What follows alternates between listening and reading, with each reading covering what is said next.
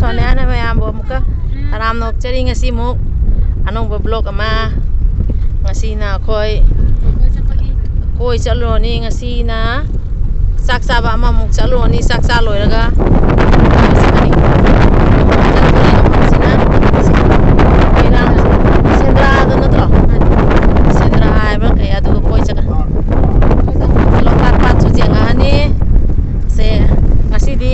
mamang ya nih saya. Entah hai toro. As. Saya sana. Kamu om tuh jeng jaga. As gokul maya nih sih. Hoi anda fajar thagal lagi mau kapal sih.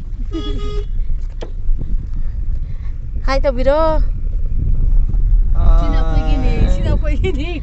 Asina. Asi aku ya sih mau sih mata ihan gini masa anu pini ko. Mau si anu mau kayak noni. Kapal ano ba? Hoy, aja uraga. Saba thakpo loraga am thanga chage saba thanga lage. Saba thakpo loraga thanga. Eh, khana lau lakpa do. Hai tormo. Tangala chaliye. Ngasi vlog se na mong ta do ni mayam hai. Kodom pukhi bazar lai hore.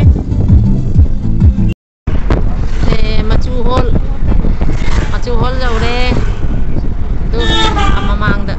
Machu hol gi mamang do lake. Se. Machu hol le. Kapi. Oh, hojik tikam de. Du, se machu hol. Se ne ho apai ma de bana bijang nu si ba wari mai ma di. Jeng ye mayam ke YouTube se ko like to bota ma khubi se number jam tang ye mai khubi se. Ado nam do pe mai khubi se.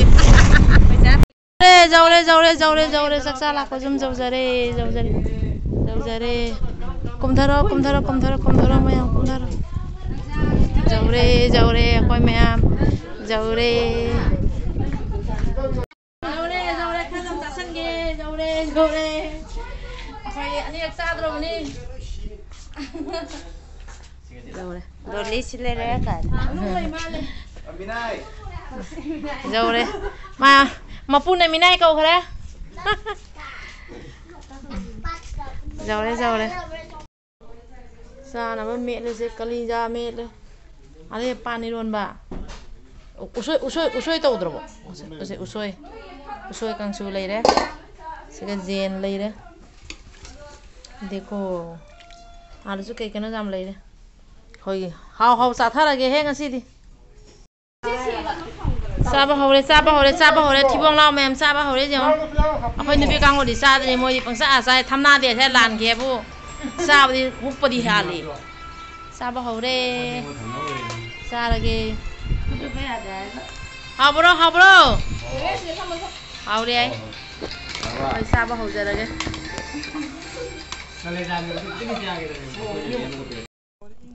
अखोय चाक चाब लोइना थोकले होजी चाक चाब संजय जम लै हौरे सिगा चाक चा लामबदो चाक चा लोइना थोकले होजी अमु कोइ चलगे कम गाई रे कना तंगना दोइनो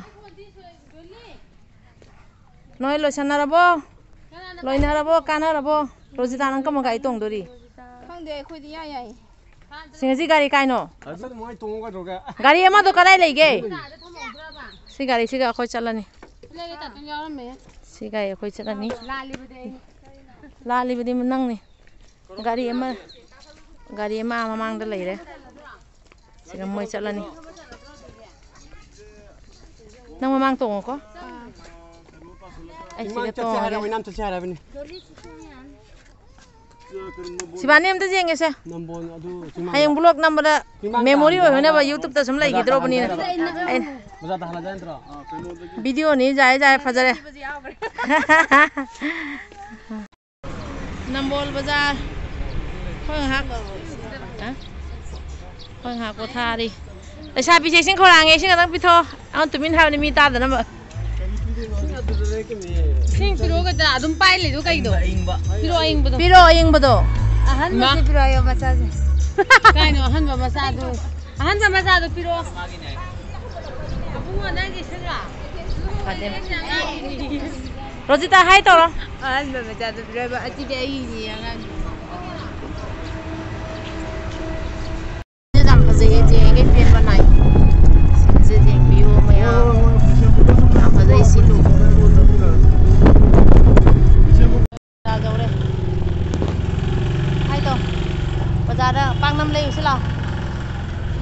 ꯄꯥꯛꯅꯝ ꯂꯩꯕ ꯆꯧꯁꯤ ꯂꯥꯛꯑꯣ ꯄꯥꯛꯅꯝ ꯂꯩꯔꯨꯁꯤ ꯂꯥꯛꯑꯣ ꯃꯣꯏꯔꯥꯡ ꯕꯖꯥꯔꯗ ꯍꯧꯖꯤꯛ ꯎꯠꯆꯔꯛꯀꯦ ꯃꯌꯥꯝꯁꯦ ꯅꯣꯏꯁꯦ ꯎꯠꯈ꯭ꯔꯕꯅꯤ ꯑꯩꯈꯣꯏ ꯍꯧꯖꯤꯛ ꯃꯣꯏꯔꯥꯡ ꯕꯖꯥꯔꯗ ꯄꯥꯛꯅꯝ ꯂꯩꯔꯨꯁꯤ ꯖꯣꯂꯤꯁꯤ ꯌꯦꯡꯉꯨꯁꯤ ꯀꯩꯅꯣ ꯌꯦꯡꯉꯨ नाशपति पकना मैं तो कदों दोनों सिंधु थमो बंधा को भी जाओ ए लाओ रहा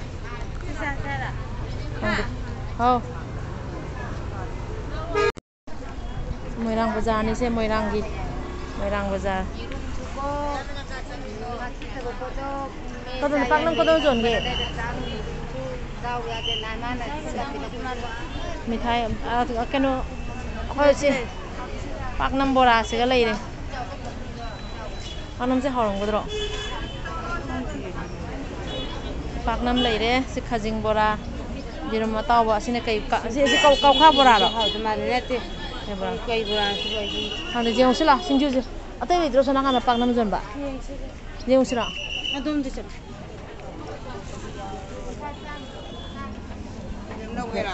हाँ कौन लोग सिंजू से हाउद माद्रो हाँ मनोम तो जेउसिला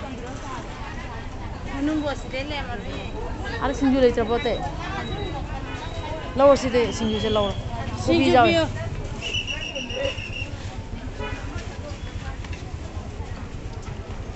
सिंजू से कोबी जाओ एडी कोबी सा जाते कोबी आउती है लफूने असी कोबी मनाता भी जाओ बरो से मनाता भी जाओ बरो कोबी फूल जाओ बरो से हाथे को फरे कोबी जाओ तो एक चाबा जाता बा दो इसी चा जा रहा नहीं से पीरो क्या क्या की जोंगे से मक्खन नमक क्या की जोंगे हाँ देखो ना हाय कुन की जोम ना बरो कुन की मही मुहम को जोम से ना लमन का तरह मी क्या ना कौन सा होय तब से हाँ जैसे कुन की तो ना मयम कुन की मत हाना जोम जो जेंगे क्या ना मांग लफू की ना तरह से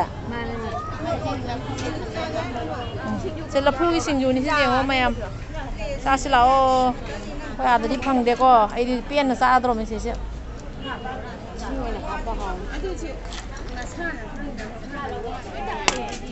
बोरा बोरा तो से पाकना मनी से माना दबा ले पाकना से पाकना से का हम बगा सिगरा हाँ माने अब से कहीं नो से येलो कलर तन वाई तो से कहीं नो से सिंजल भी है सिंजल सिनते ऐसे कई पोनो इसे से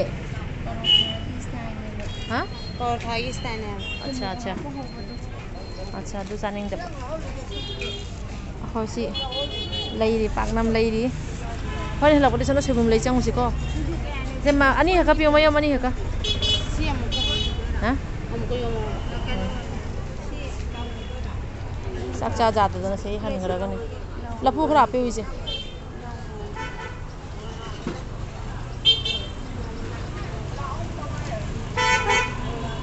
असम दसो मयो लोग लेता जो लोग सो उसमें ना क्या लेते सिंजू मयो मनी हिता लौरो सिरो अतो पोट लौ सिरो ते हां इसने में गिरो खांग दे से खोगे ते सी अनि से खोगे और से नि तन पिरो हतो दगैदी कई लौ सिगे सिंजू मयो मनी लौरे मयो मा सिला फुजाम बसे खोई चानबा सिंजू अते कई लौ सिगे खोई सी हापबो अते कई लौ सिगे मी अदम यांग गुम तो दाने सिंजू लौ सिंजू अते बे अते कई लौ दोसे से कई ने बा तफुटनी हाउ तुमा दे क्या अदा पाकनम से क्या गिनो से पीस सिगा तरानी अमदा पाकनम से लौ सिरा सिदे से पाकनम से बोरा हिदि चाइंग दे थाव गिसे पाकनम से सा सिको लौ से क्या लौ ए मा पाकनम से पीरो पाकनम से मरी खलो सिरा पीरो ओंग पीरो जेना सा लो क्या खंगनो से मरी पिरो तरा मरी पिरो क्या सुरा 40 80 sila pakon ngi piro ko bora sani ba no ai bi charing de no charing bro lo mi me ya lo sinju sa de ai sinju de ni chare paknam go Ai pige. Lesabi, ai pige. Ai pige lesabi, ai pige.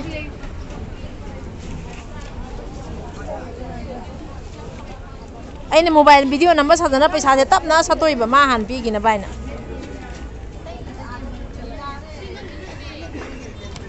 시기제 하우리 인치레자.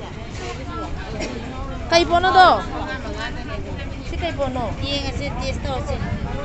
Jalo no kamai tom de ba khang di. Zara bona. 사디. Aduga di hoi hauram madi phai hauram da sa ba hina da di. 아니 사하우니 사하우니 사하우디 Asoi ba jaw de. 하이 자 칼레기 제레자. Ada je ngo so ada phangani restaurant ka leidu dina da.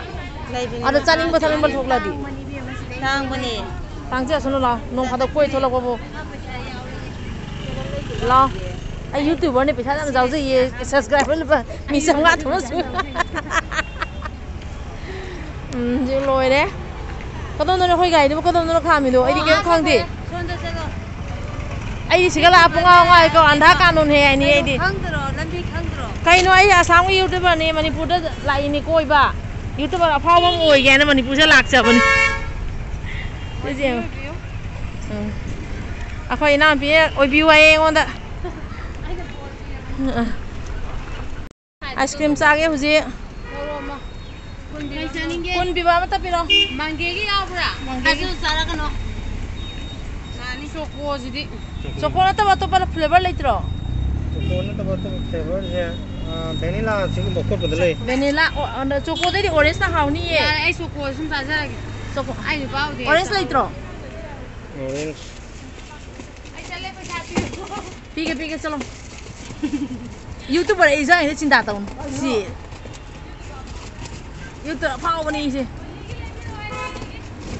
chocolate 왜 이래라까니 chocolate na tanga है वो Chocolate na ta orange ki ke leitre hai ram ta. 시영로 암나미토나 Imichi phajada ba segai jeng piro ka 땅다 machani. 아하부야 Atang uri charo ye. YouTuber paisa pai de.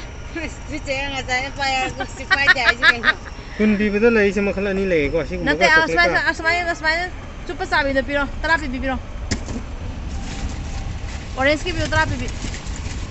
Na round ring is like uru le bada haw bani. so bi ya da bro Ai hai se khang dra ma le sok sang ba khoi sai uru le bado. lai ba do flavor do pineapple gumba du O jai pineapple su jai. Yes. Kya khalo de no se karang san ni. Ani ha ka lo ro han di cha roi nanga ma ga. Ahum kha. Dadi kya sure 50. Ai pizza rage. YouTuber ni na ai jum pizza rage. Amo pipi re. Jare ko. Hoji. Salo. Asapon me am se. Phu bro nang asapoto. Moi rang da sang na ba asapon me am se jam khari da.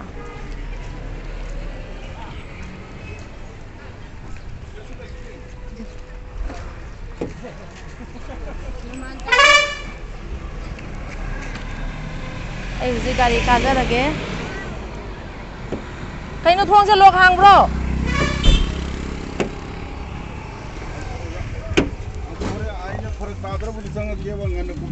Oh my god. Chang e khoi chang e. Lok tak ta san ba pu sai ni lai ri se. Hoji sakhat lage.